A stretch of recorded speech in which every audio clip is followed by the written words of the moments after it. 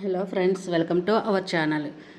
Last వీడియోలో ఎద్దు కథ సగం విన్నారు కదా, మిగిలిన సగం ఇప్పుడు విందాం.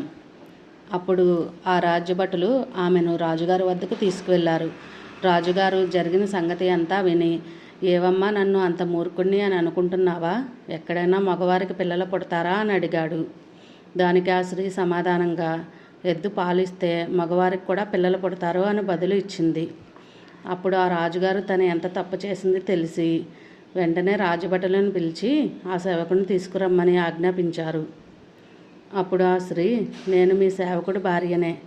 మీరు ఎద్దుపాలు తీసుకురమ్మని చెప్పినప్పటి నుంచి మా వారు ఆ విషయమే ఆలోచిస్తూ చాలా బెంగ పెట్టుకున్నారు. అందుకే నేను ఈ విధంగా చేయవలసి వచ్చింది అని చెప్పింది. అప్పుడు రాజుగారు ఆమె తెలివికి మెచ్చుకుని వారిరువురికి సన్మానం చేసి ఇంటికి పంపించారు. ఈ ముగ్గు 11 చుక్కలు మధ్య మధ్యన 6 వచ్చే వరకు. నా వీడియో కనుక మీకు నచ్చినట్లయితే ఈ వీడియో ఒక లైక్ చేయండి. మీరు లైక్ చేయడం వల్ల ఈ వీడియో మరికొంతమందికి చేరుతుంది. ప్లీజ్ సబ్స్క్రైబ్ చేసుకోండి. హలో ఫ్రెండ్స్, ఇప్పుడు ఇంకో చిన్న కథ విందాం. మోసం బట్టబయలు అనే కథ. రామయ్య సోమయ్య కోట ముందు గొడవ పడుతున్నారు. అది చూసిన భటులు వారిద్దరిని రాజుగారి వద్దకు తీసుకువెళ్లారు. అక్కడ కూడా వాళ్ళు గొడవ పడుతూనే ఉన్నారు. రాజుగారికి కోపం వచ్చి విషయం ఏంటి అని గట్టిగా గద్దించారు. నేను గుర్రం మీద వస్తుంటే ఈ రామయ్య నడుచుకుంటూ వెళ్తున్నాడు. అతను రాజధానికే వెళ్తున్నాడని తెలుసుకుని పాపం నడిచి వెళ్తున్నాడు కదా అని దయతలిచి గుర్రం ఎక్కించుకున్నాను. తీరా ఇక్కడ దిగాక గుర్రం తనదేనని అంటున్నాడు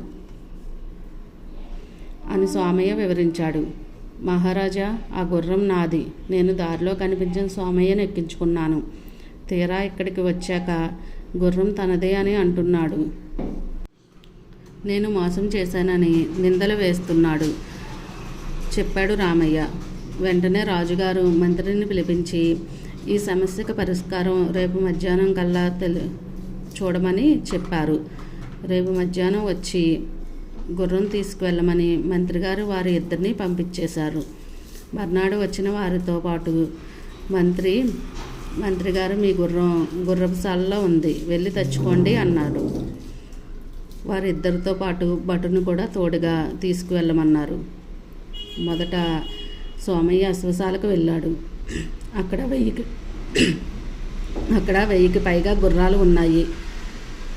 తనది అని అంటున్న గుర్రం ఏదో తెలియక తను ఏడుపు ముఖం పెట్టుకుని తిరిగి వచ్చాడు.